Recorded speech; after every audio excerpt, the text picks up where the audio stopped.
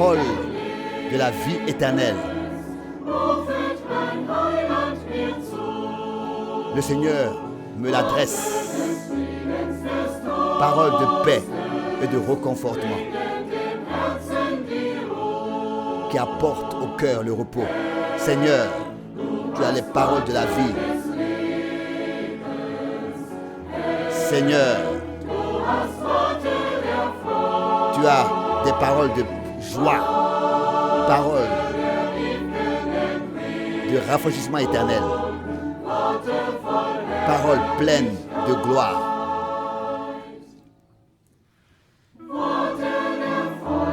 La parole de la pleine rédemption, la totale rédemption, parcourt les pays et les mers. Parole du plein salut. Vous, fatigués, chargés, venez. Seigneur, tu as les paroles de la vie. Seigneur, tu as les paroles de joie. Paroles du rafraîchissement éternel. Paroles pleines de gloire. Pleines de gloire.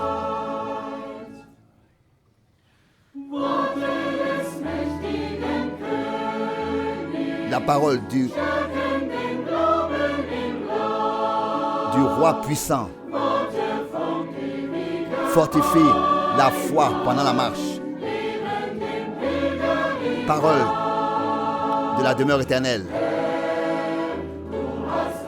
qui relève le pèlerin. Seigneur, qui soutient le pèlerin, qui l'élève. Tu as les paroles de la vie, paroles de la joie, paroles du rafraîchissement éternel, paroles pleines de gloire.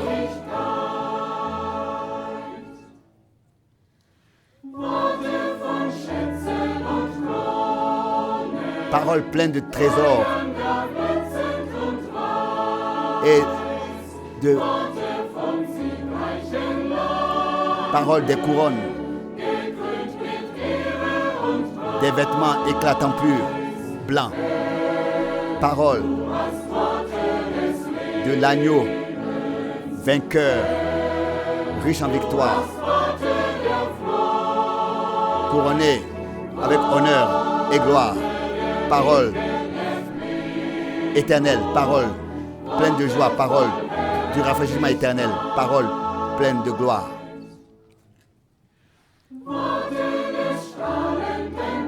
Parole de l'époux resplendissant.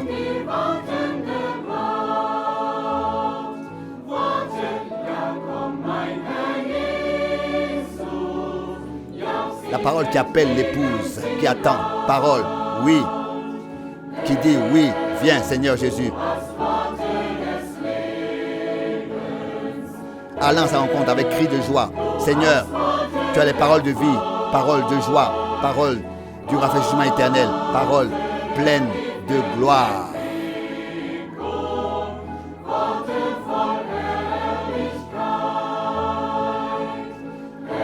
Seigneur, tu as les paroles de la vie. Seigneur, tu as les paroles de joie, les paroles du rafraîchissement éternel. Paroles pleines de gloire. Seigneur, tu as les paroles de la vie. Seigneur, tu as les paroles de joie, les paroles du rafraîchissement éternel, paroles pleines de gloire.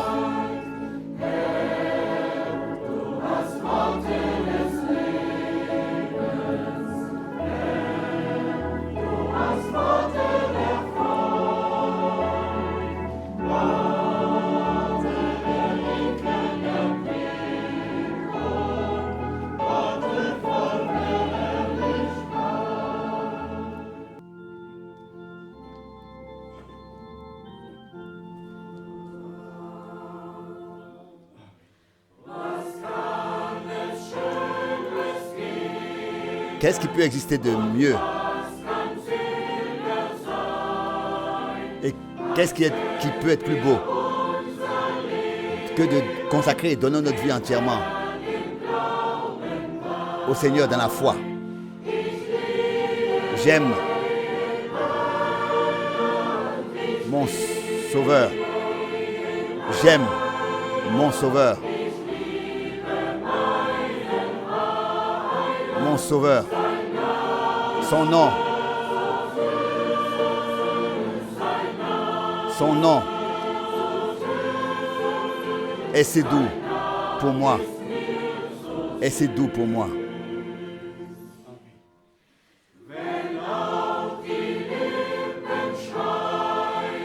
Même si les lèvres restent fermées, le cœur prie. Et les pensées montent continuellement au ciel. J'aime mon Sauveur. J'aime mon Sauveur. J'aime mon Sauveur. Son nom est si doux pour moi. Son nom est si doux pour moi. Son nom est si doux pour moi.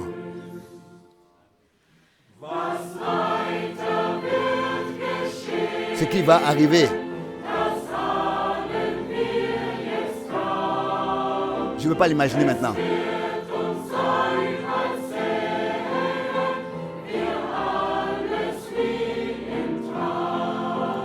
Cela dépassera toutes nos attentes. J'aime mon Sauveur.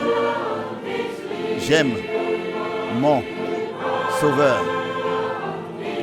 J'aime mon Sauveur. Son nom est si doux pour moi. Son nom est si doux pour moi. Son nom est si doux pour moi. J'aime mon Sauveur. Mon Sauveur. J'aime mon Sauveur.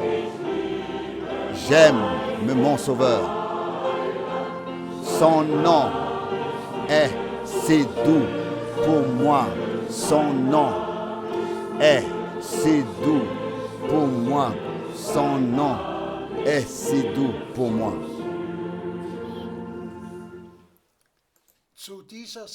Nous souhaitons la bienvenue à tous les frères et sœurs du monde entier pour cette émission biblique sur la parole avec frère Franck. Nous sommes reconnaissants à Dieu pour le privilège d'entendre la parole révélée de Dieu en ce temps dans lequel nous vivons. Que le Seigneur nous donne ce matin la grâce pour parler, la grâce de parler et d'écouter. Avant que frère Franck ne s'adresse à nous, je vais lire une parole d'introduction tirée de l'épître aux Romains, le premier chapitre, du verset 1, donc le verset 1 et verset 2. Et la première phrase du verset 3. Moi, Paul, donc Romains chapitre 1, verset 1 jusqu'au verset 3. Moi, Paul, serviteur du Christ Jésus, j'ai été mis à part par un appel à être apôtre pour annoncer le message du salut de Dieu qui avait été promis auparavant de la part de Dieu par ses prophètes dans les saintes Écritures, à savoir le message du salut concernant son Fils. Jusqu'ici, la parole de Dieu. S'il te plaît, frère Franck. Frères et sœurs bien-aimés dans le Seigneur,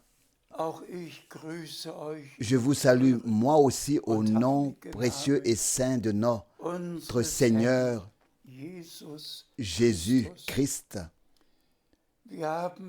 Nous avons entendu la parole d'introduction, le message du salut, tel qu'il a été annoncé à l'avance par les prophètes.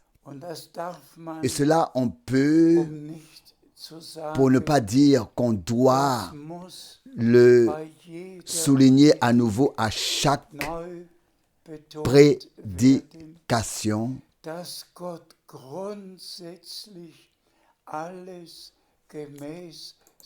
que Dieu fait fondamentalement tout conformément à sa parole.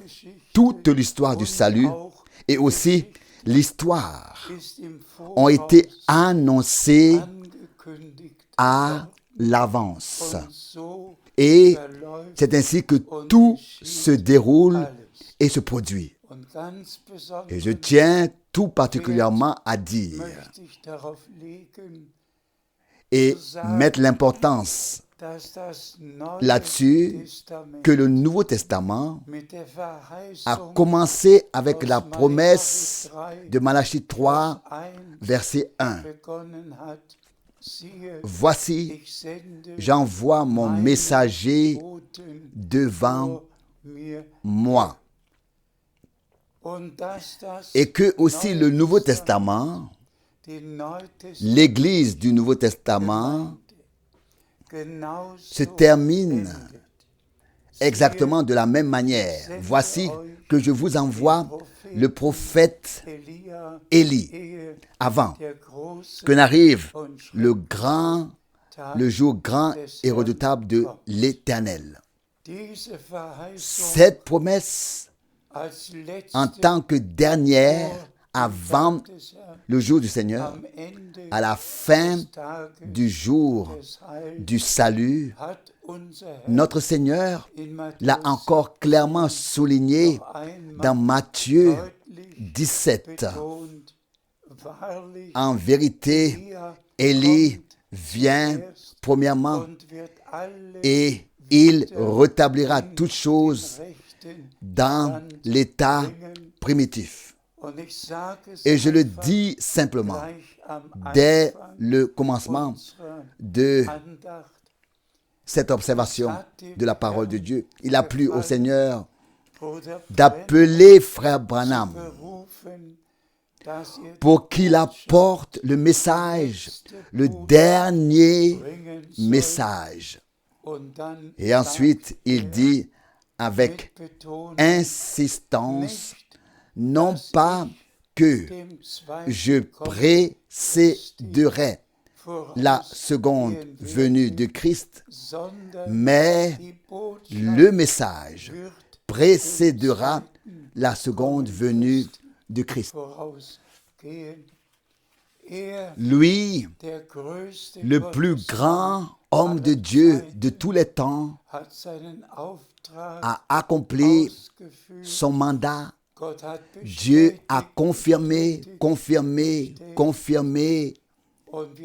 Et nous remercions le Seigneur qu'après le départ du prophète, le précieux message saint de toute la parole et du conseil de Dieu ait pu être porté dans le monde entier. Et comme le Seigneur lui-même l'a dit, quand vous verrez s'accomplir tout ce qui a été promis pour la fin des temps, relevez vos têtes, car vous savez que votre rédemption est proche. Aucun prophète ne viendra plus, car aucun prophète n'a été promis. La parole de Dieu est accomplie pour les nations et nous remercions le Seigneur de tout cœur pour cela. Et maintenant, allons plus loin dans notre méditation de la parole. Nous lisons de 1 Corinthiens chapitre 2, verset 12.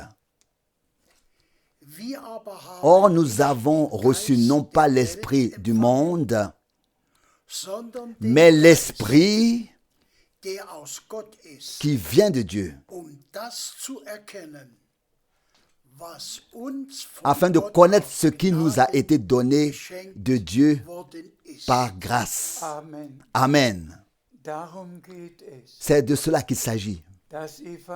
L'évangile, le message du salut, la parole, non pas comme les hommes, mais comme elle est inspirée par l'Esprit de Dieu, puis mise par écrit et maintenant à nouveau révélée et transmise, non pas comme les hommes, mais comme l'Esprit de Dieu l'a donné par grâce.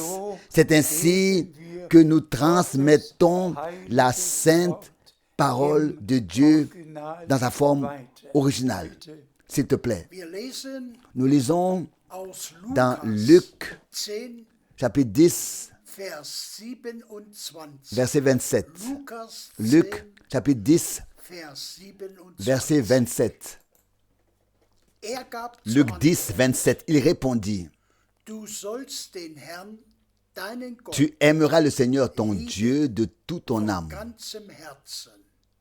de tout ton cœur, de tout ton cœur, ensuite de toute ton âme, de toute ta force et de toute ta pensée,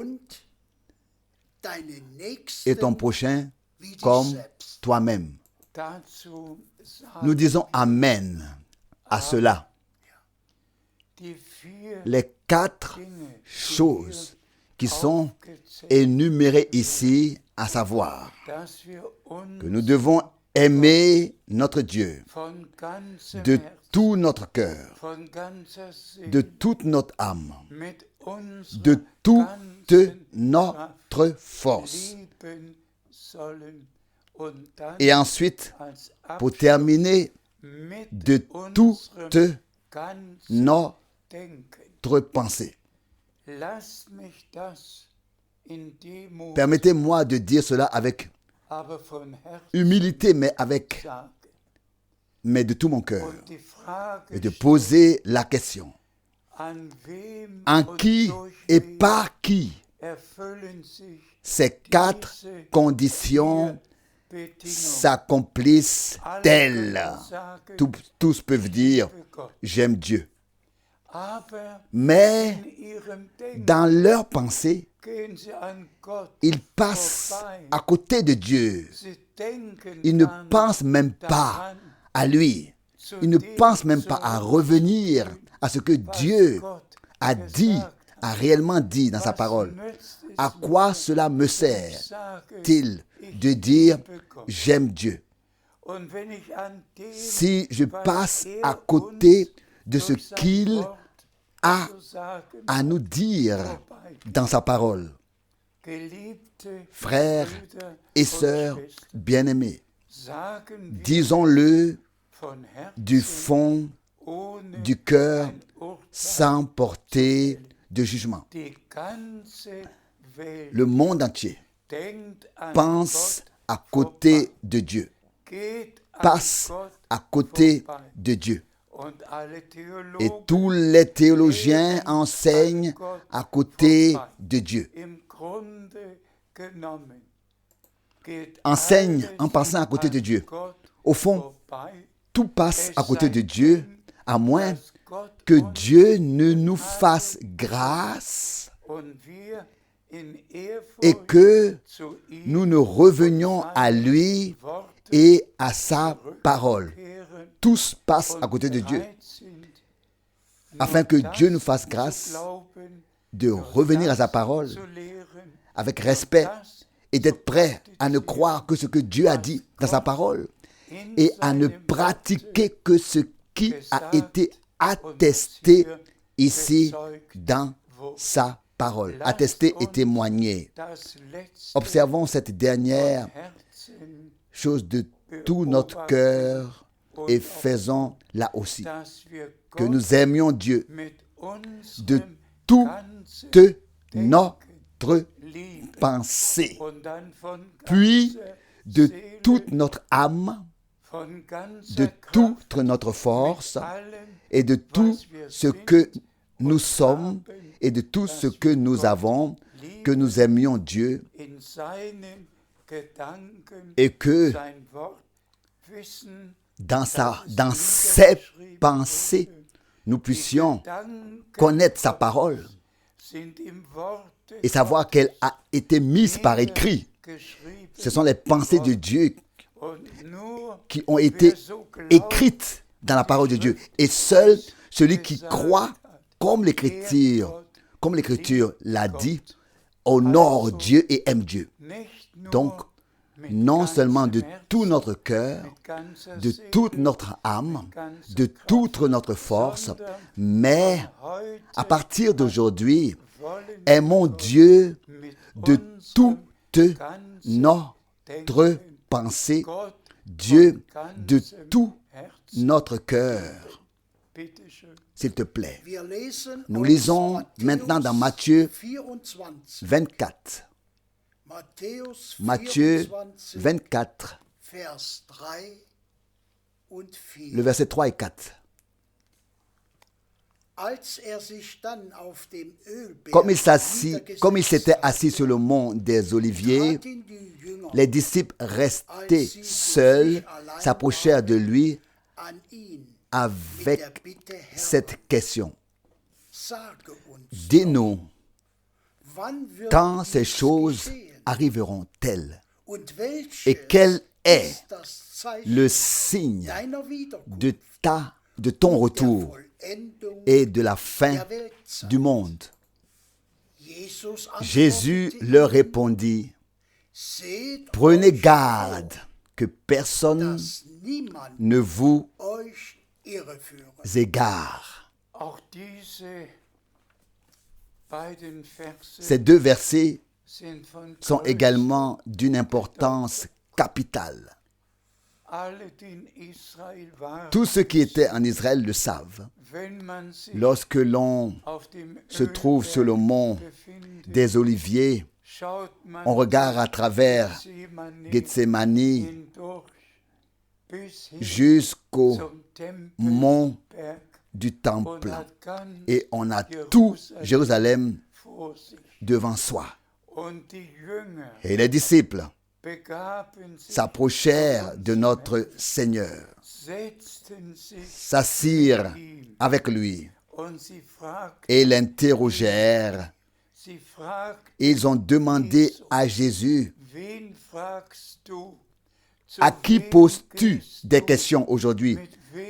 Avec qui marches-tu?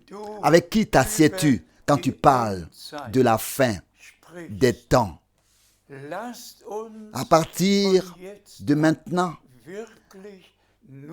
asseyons-nous vraiment qu'au pied de Jésus, demandons-lui, quand cela arrivera-t-il? Quel est le signe de ton retour? Et qu'en est-il de la fin du temps du monde? Pas un théologien, pas un professeur, pas un enseignant de la Bible, personne. Mais demandons-le à Jésus lui-même et à Jésus seul. Et nous pouvons dire que c'est dans cette parole qu'il a donné à ses disciples autrefois les trois réponses. Et aujourd'hui, nous avons les trois réponses dans la parole de Dieu. Dans Matthieu 24, dans Marc 13, dans Luc 21.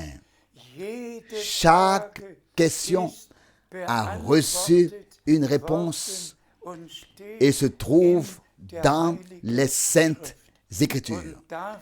Et nous en sommes reconnaissants de tout notre cœur. Nous pourrions maintenant nous pencher sur les signes des temps. Nous pourrions nous référer à ce que le Seigneur a dit à l'époque pour Israël, à savoir que Israël serait dispersé et que le temple serait détruit. Nous pourrions nous pencher sur toutes les choses que le Seigneur a dites qui précéderaient la seconde venue du Christ. Nous vivons dans le temps, donc qui précéderait son retour. Nous vivons dans ce temps. Nous voyons en effet les choses que notre Seigneur nous a dites s'accomplir sous nos yeux. Guerre, cris de guerre, famine, temps coûteux, catastrophes de toutes sortes, perplexité, tout est là. Le Seigneur nous l'a prédit. Et notre tâche est d'attirer l'attention du peuple de Dieu sur ce que notre Seigneur a dit. Sur ce que notre Seigneur a dit. Et nous sommes reconnaissants qu'il est béni et envoyé et utilisé Frère Branham d'une manière particulière pour attirer notre attention sur ces choses. Mais maintenant, nous ne sommes pas assis aux pieds de Paul ou de Frère Branham. Nous sommes assis aux pieds de Jésus. Et nous ne lisons pas seulement un évangile. Nous lisons chaque exposé de l'évangile. Nous lisons toutes les épîtres jusqu'à l'Apocalypse. Ce faisant, nous lisons et nous nous asseyons aux pieds de Jésus et nous écoutons ce qu'il a à nous dire.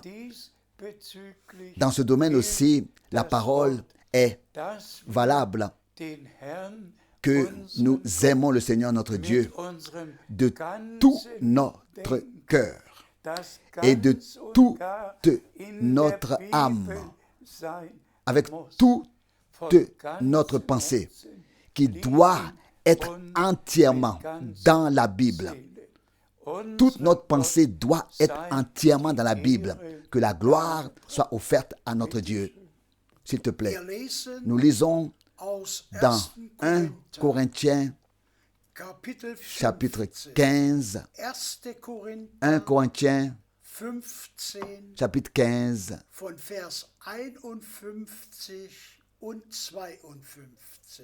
du verset 51 au verset 52.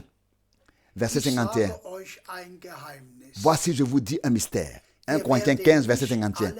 Nous ne mourrons pas tous, mais tous nous serons changés. Et cela en un instant, en un clin d'œil, à la dernière trompette.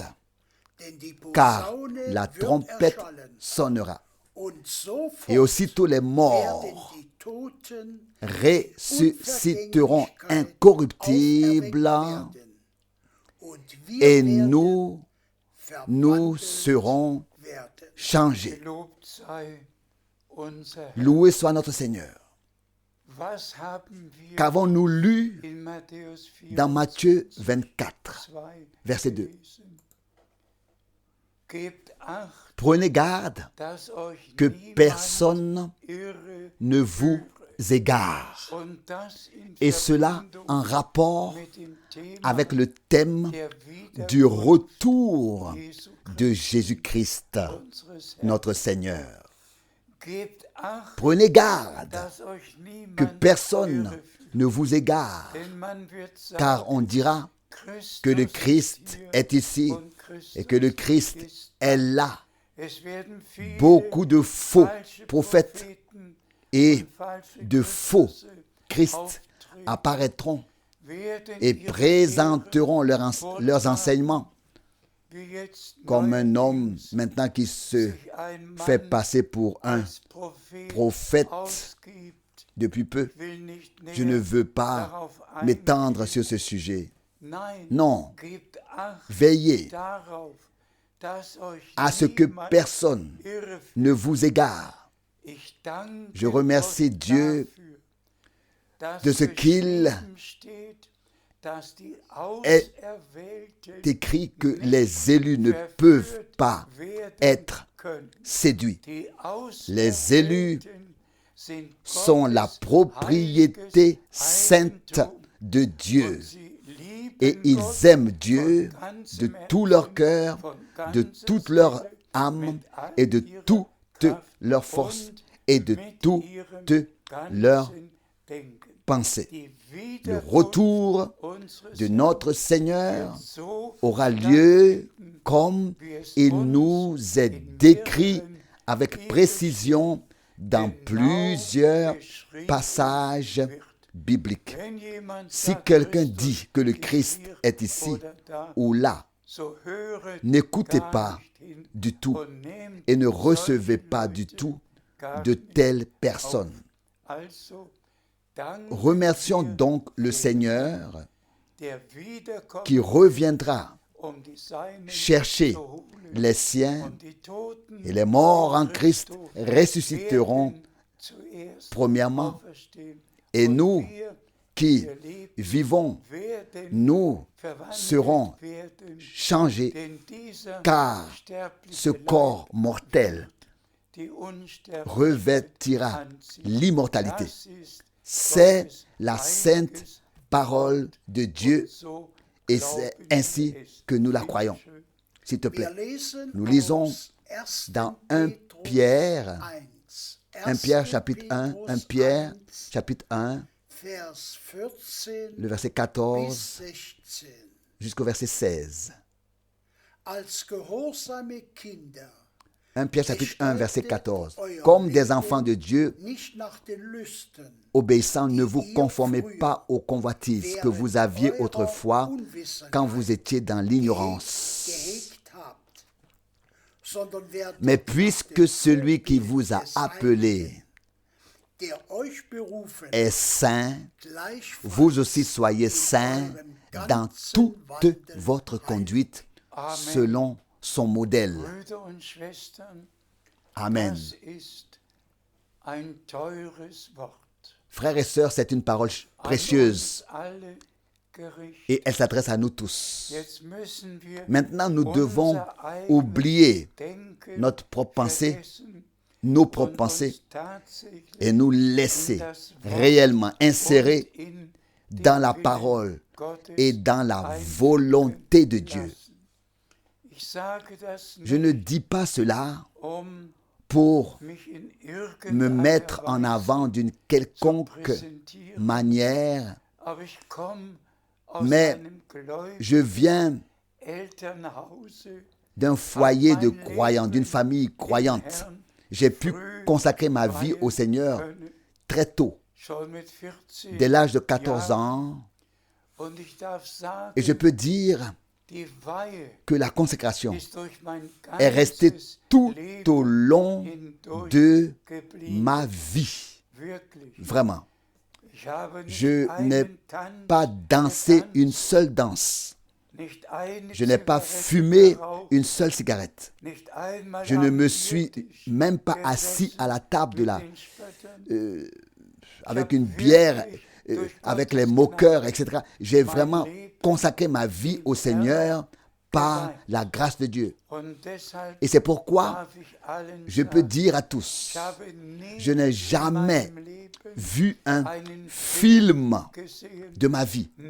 Je n'ai jamais assisté à un théâtre. Pas une seule fois. Pas une seule fois. C'est Dieu qui l'a fait ainsi, qui a conduit les choses ainsi. Pas une seule fois. C'est lui qui a conduit ma vie ainsi. Pas une seule fois non plus, je n'ai vu un film soi-disant singulier, pas une seule fois, mes yeux n'ont vu. Je dirais quelque chose qui relève du domaine sexuel. Pas une seule fois, j'ai vu un tel film. Pas une seule fois, j'ai vu un tel film qui relève du domaine sexuel. J'ai consacré ma vie à Dieu une fois pour toutes. Et comme vous le savez, j'ai commencé à prêcher et à servir le Seigneur dès l'âge de 17 ans.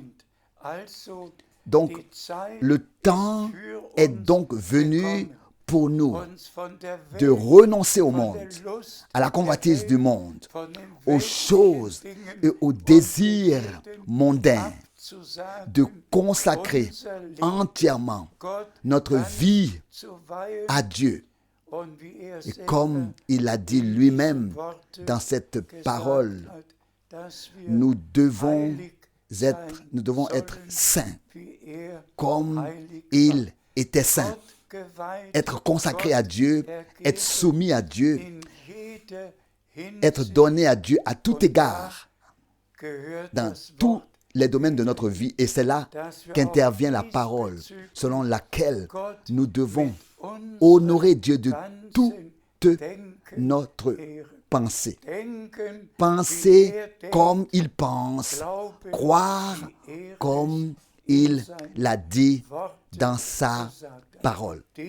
C'est le temps que Dieu nous a donné pour nous mettre à part, pour être appelés à nous consacrer entièrement au Seigneur, pour nous mettre réellement à sa disposition et pour vivre personnellement et concrètement notre préparation au retour de Jésus-Christ dans la pratique. S'il te plaît, nous lisons dans Éphésiens, le chapitre 5, le verset 27. Afin de présenter ainsi l'Église à lui-même dans une beauté glorieuse, sans tache, ni ride, ni aucun défaut de ce genre, mais plutôt de manière à ce qu'elle soit sainte et sans reproche. Amen. Frères et sœurs, que dites-vous de ces paroles? Nous sommes pourtant assis aujourd'hui aux pieds de Jésus, même si nous ne sommes pas avec lui sur le mont des Oliviers. Il a pourtant promis que là où 2 ou 3 sont réunis en mon nom, je suis au milieu d'eux. C'est pourtant à nous qu'il s'adresse aujourd'hui. Nous sommes assis à ses pieds et nous avons lu qu'il viendra chercher une église parfaite, sans tache, sans ride, sans reproche,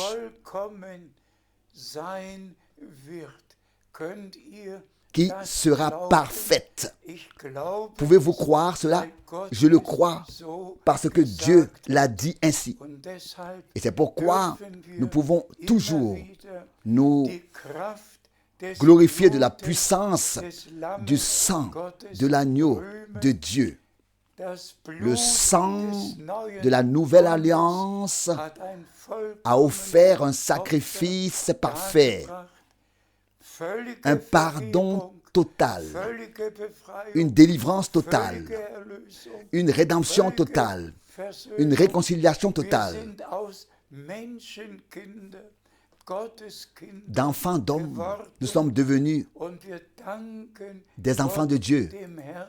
Et nous en remercions le Seigneur Dieu pour cela. S'il vous plaît, croyez dès aujourd'hui que vous aussi, vous en ferez personnellement partie lorsque le Seigneur reviendra chercher son Église épouse, qui se tiendra devant lui, sainte, sans tache, sans ride, sans défaut, sainte, entièrement préparée à rencontrer l'époux céleste. Oh, puisse-t-il arriver que le Saint-Esprit transforme en nous les paroles de Dieu en une réalité divine, que nous puissions, dans ces pensées de Dieu, penser dans ces pensées de Dieu, moi, et dire, moi aussi, je veux être là quand tu viendras. Je veux être prêt et être là quand tu reviendras. Donne-moi la grâce de me débarrasser du vieil homme et d'être renouvelé au plus profond de mon être, de moi-même, et d'avoir alors la certitude de la foi que nous entendons maintenant le dernier message, et aussi sûr que nous croyons la promesse pour notre temps, aussi sûr, Dieu lui aussi veillera à ce que nous le servions de tout notre cœur, de toute notre âme, de toute notre force et de toute notre pensée, dans tous les domaines de notre vie. Et c'est ainsi que s'accomplira, comme pour Enoch, que le bon plaisir de Dieu se reposait sur lui et qu'il marchait avec Dieu et qu'il fut pour cette raison enlevé. Ce n'est que lorsque le bon plaisir de Dieu reposera sur nous et que nous sommes ainsi agréables à Dieu et que parce que nous marchons avec lui en accord avec sa parole, c'est seulement comme ça que nous verrons le but final et que nous l'atteindrons, à savoir l'enlèvement promis. Et je remercie vraiment le Seigneur presque chaque jour pour la grâce qu'il m'a accordée de vivre l'enlèvement, d'avoir vécu l'enlèvement. Toutes les promesses d'avoir vécu l'enlèvement, ou bien alors d'avoir vu l'enlèvement, toutes les promesses de Dieu sont oui et sont amen. Le Seigneur ramènera son Église, épouse, à la maison, reviendra la prendre, il reviendra et nous serons présents. Nous vivrons cela. S'il te plaît, nous lisons maintenant dans 1 Corinthiens chapitre 11, verset 3. 1 Corinthiens chapitre 11, verset 3. Or, je voudrais vous faire remarquer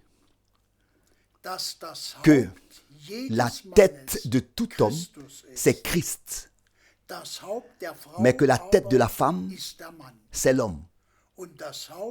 Et la tête de Christ, c'est Dieu. Avons-nous tous lu et entendu? Il n'y a rien à dire à ce sujet. Tout est dit ici. Nous poursuivons notre lecture. Nous lisons dans Éphésiens chapitre 5, versets 21 à 25. Éphésiens chapitre 5, versets 21 à 25. Soumettez-vous les uns aux autres comme l'exige la crainte devant Christ. Que les femmes soient soumises à leur mari comme au Seigneur. Car l'homme est la tête de la femme, de même que Christ est la tête de l'Église. Lui qui est le sauveur de son corps. Amen. Il n'est pas non plus nécessaire d'en dire plus à ce sujet. Nous recevons et acceptons tout ce qui a été dit sans aucune résistance. Nous poursuivons notre lecture.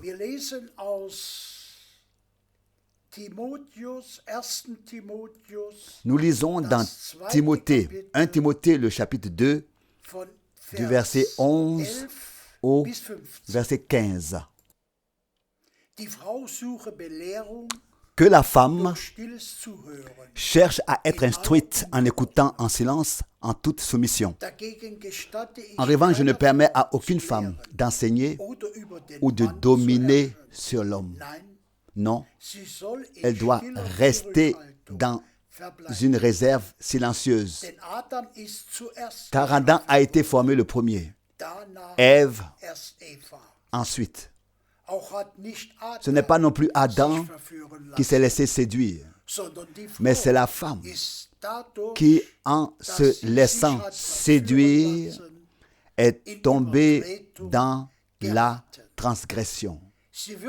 Elle sera cependant sauvée en donnant la vie à des enfants, pourvu qu'elle persévère dans la foi, dans l'amour et dans une sanctification accomplie avec sobriété.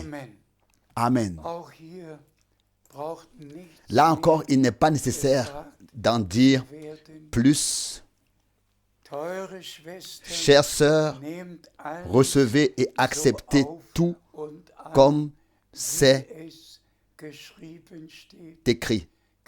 Frères bien-aimés, vous aussi acceptez et vivez toutes les paroles écrites adressées au mari. Nous savons tous ce qui s'est passé dans le jardin d'Éden. Et nous savons tous qu'Adam a été formé en premier. Et nous savons tous qu'Ève a été ensuite retirée d'Adam et lui a été reconduit. Lui a été rendu. Mais ensuite est venu le moment que frère Branham a mentionné des dizaines de fois, qu'il a mentionné avec une grande douleur. Au moment où Satan, le serpent ancien,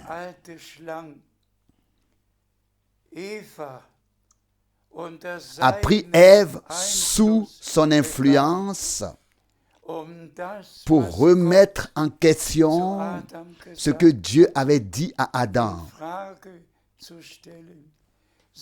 Dieu aurait-il vraiment dit? Et c'est ainsi que cela s'est produit. La chute de l'homme en fut la conséquence. La conséquence, c'est qu'une seule femme a écouté ce que l'ennemi avait dit. D'où l'accent mis ici aussi dans le Nouveau Testament sur le fait que le Seigneur Dieu veut accorder la grâce à toutes les femmes de prendre conscience qu'elles ne doivent écouter que ce que Dieu a dit dans sa parole. Pas ce que dit l'esprit de ce temps, l'esprit du temps, mais ce que dit le Saint-Esprit. La chute de l'homme a été la chose la plus terrible de toute l'histoire, oui, depuis l'éternité. Et c'est pour cela que c'était si, parce que c'était si terrible. C'est pour cette raison que c'était si terrible. Il n'y avait pas de mort, il n'y avait pas de douleur, il n'y avait rien de tout ce qui s'est abattu sur l'humanité depuis la chute. Mais en Christ, ce qui est arrivé par la chute a été de nouveau bien fait, rendu bon, réparé pour tous ceux qui acceptent ce que Dieu nous a donné, à savoir la rédemption totale, la délivrance de sorte, la libération de sorte que d'enfants d'hommes, nous sommes devenus des enfants de Dieu, comme notre Seigneur lui-même a pu le dire. Vous n'êtes pas de ce monde, comme moi, je ne suis pas de ce monde. En tant que croyants, en tant que croyants bibliques, nous sommes prédestinés. En tant qu'enfants de Dieu, en tant que fils et filles de Dieu, avant la fondation du monde, nous avons été déterminés et prédestinés à accepter ce que Dieu a fait par la rédemption et à le vivre en conséquence, à le mettre en pratique. De même, toutes les sœurs et de même tous les frères qui sont morts avec le Christ, qui peuvent dire sincèrement, hommes et femmes, maintenant je ne vis plus, ce n'est plus moi qui vis, mais c'est Christ qui vit en moi. Ensuite, toutes les paroles de l'Écriture seront vécues par chacun jusqu'à la pensée. La pensée est la chose principale dans ce sermon, dans cette émission d'aujourd'hui, que nous devons aimer notre Dieu de tout notre cœur, de toute notre âme, de toute notre force et de toute notre pensée. Chers frères, aime Dieu de toute ta pensée, de toute ta force. Chère sœur, fais de même. Aime Dieu de tout ton cœur, de toute ton âme, avec tes dernières forces, et cela avec ta pensée. Mari, femme, frères et sœurs, oubliez vos propres pensées, vos propres jugements. Pensez seulement dans les pensées de Dieu, selon les pensées de Dieu, telles qu'elles nous ont été écrites dans la parole de Dieu. Et vous mènerez une vie agréable au Seigneur. Et le mariage et la famille, le couple, le foyer seront bénis seulement de cette manière. S'il te plaît, nous lisons dans Hébreux 13, verset 4. Que le mariage soit tenu en honneur par tous et que le lit conjugal reste sans souillure, car les fornicateurs et les adultères, Dieu les jugera. Puis cette parole aussi toucher le cœur de tous.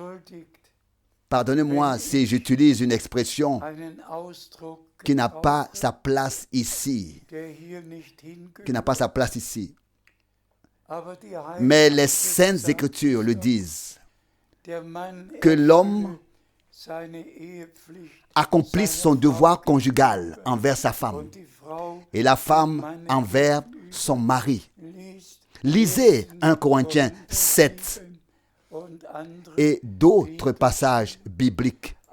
Que l'homme accomplisse son devoir conjugal envers sa femme et la femme envers son mari. Son devoir conjugal. Mais le lit conjugal n'est pas une maison de prostitution. Ce n'est pas un lieu de débauche. Le lit conjugal doit rester immaculé, doit rester pur. Que Dieu accorde également la grâce de mener le mariage de cette manière. Que le mari accomplisse son devoir conjugal envers sa femme, s'occupe de sa femme et de sa famille, et la femme envers son mari. Mais tout cela dans l'ordre divin. Que nous pensions aussi là comme Dieu l'a pensé, l'a prévu pour nous, et que nous puissions aimer Dieu de tout notre cœur et de toute notre âme, et ne pas faire partie de ceux qui ouvrent un appareil quelconque et regardent ensuite tout ce qui se fait, et se fait aussi dans le domaine sexuel. Les femmes avec les femmes, les hommes avec les hommes, et ceci et cela. Que Dieu nous préserve. J'ose dire qu'aucun frère qui a un tel appareil ne participera à l'enlèvement. C'est une honte, un péché, un blasphème à ne plus savoir qu'en faire. Et les Écritures le disent aussi.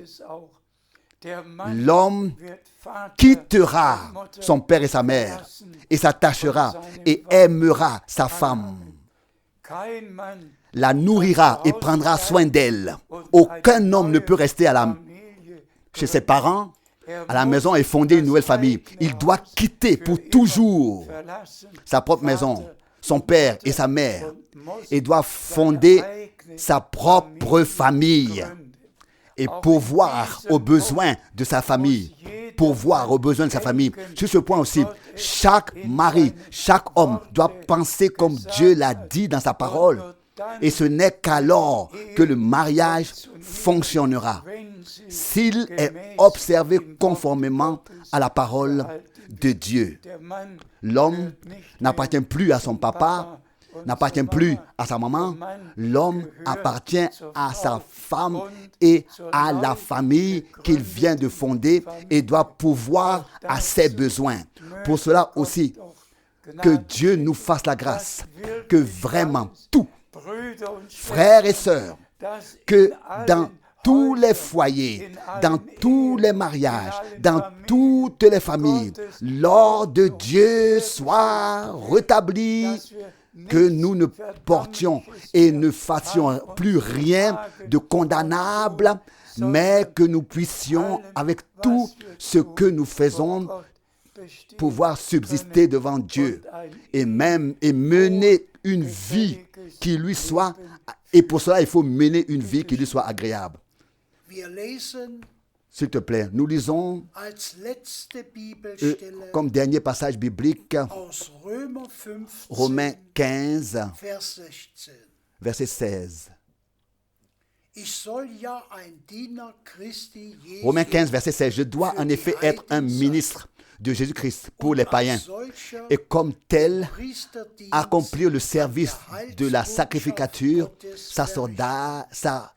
sacerdotale du message de salut de Dieu afin que les païens deviennent une offrande agréable à Dieu, sanctifiée par le Saint-Esprit. Amen. Vous savez bien ce qui a été dit dans l'appel de Paul. Je t'enverrai au loin vers les païens. Et si vous allez au chapitre 13 des Actes des Apôtres, il est écrit avec précision que Paul a dit aux Juifs, puisque vous ne l'acceptez pas, nous nous tournons vers les païens.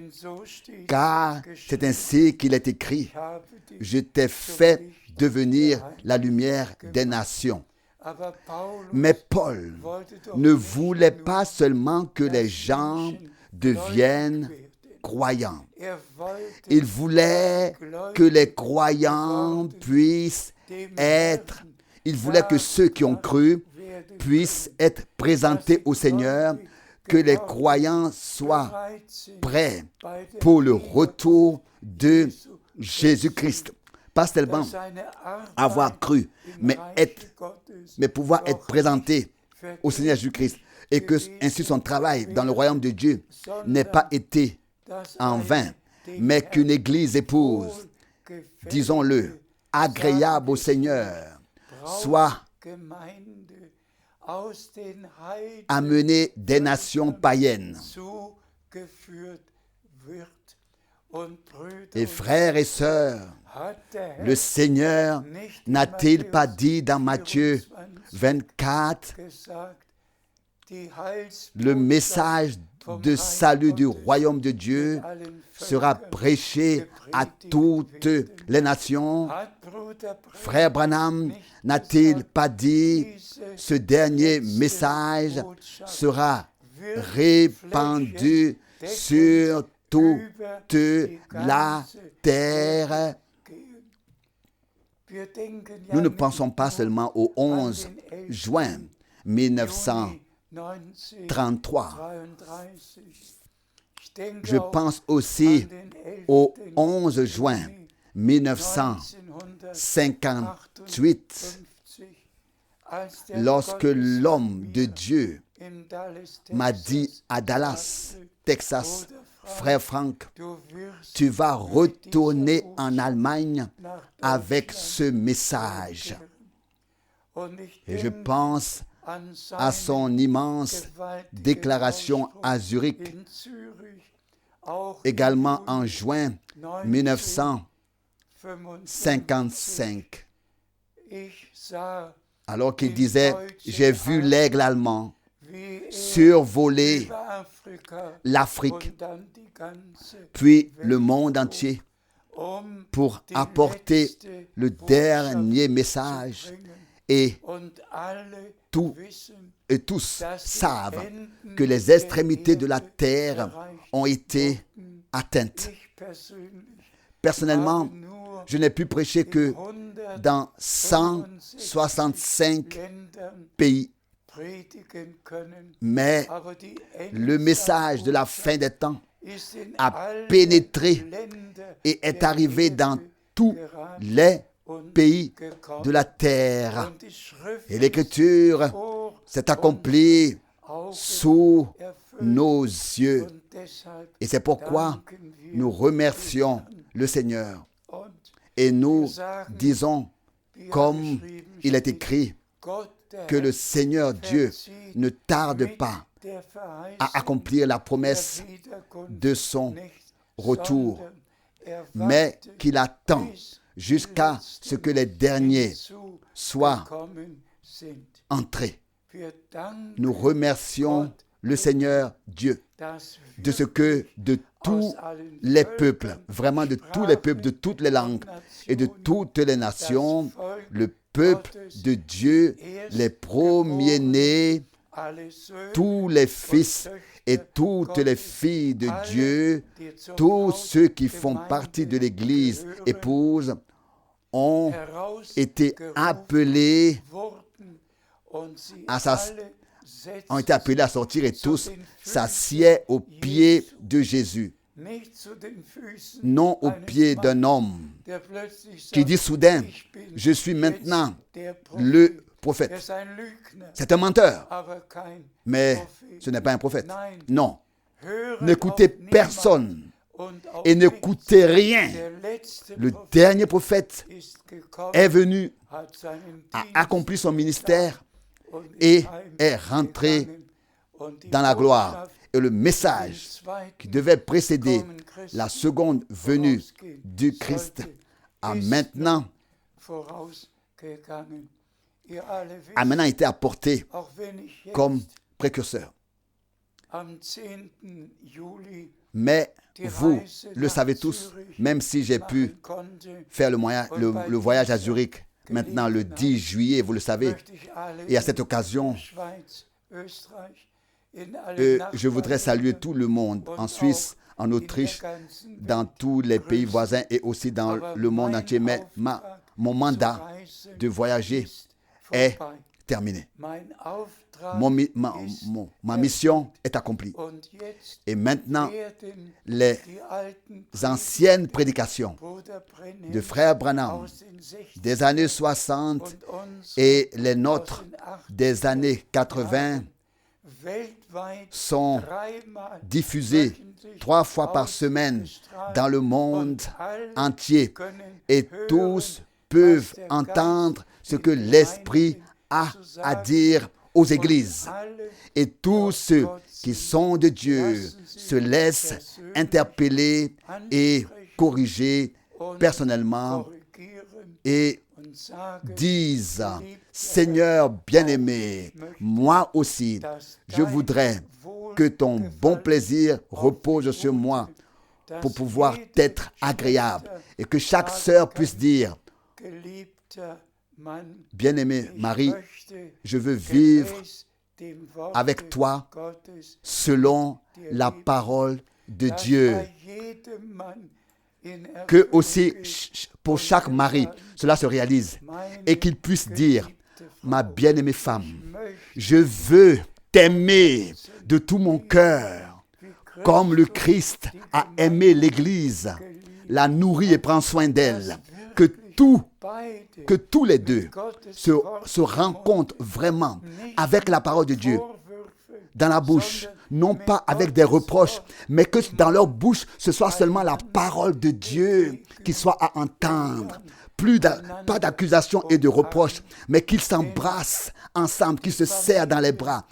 Car les familles sont une partie de l'Église. On ne peut pas séparer les familles de l'Église.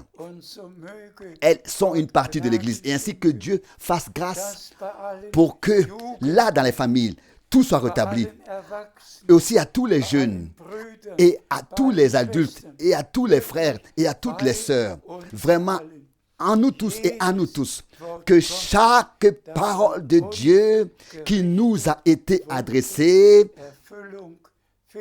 trouve son accomplissement,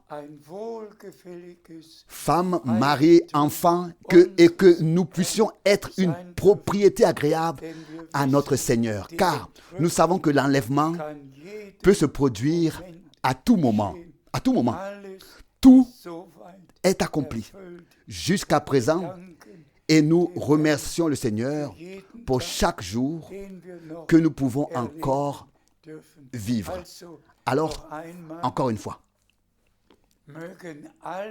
que tous, et cela dans toute l'Europe, dans toute l'Asie, dans toute l'Afrique, sur tous les continents, que tous soient bénis de la bénédiction, ou bien alors par la bénédiction du Dieu Tout-Puissant, et puissent les 4 qualités se manifester en nous, les 4 attributs ou qualités, par nous et par notre vie, par grâce. Remercions le Seigneur pour la promesse que nous croyons qu'il reviendra nous chercher et nous prendre avec lui à la maison. Remercions le Seigneur parce qu'il est écrit et son épouse s'est préparée. Remercions le Seigneur de ce qu'il est écrit. Ceux qui étaient prêts sont entrés au festin des noces. Et je veux que vous en fassiez tous partie. Soyez bénis par la bénédiction du Dieu Tout-Puissant. Au nom saint de Jésus. Amen.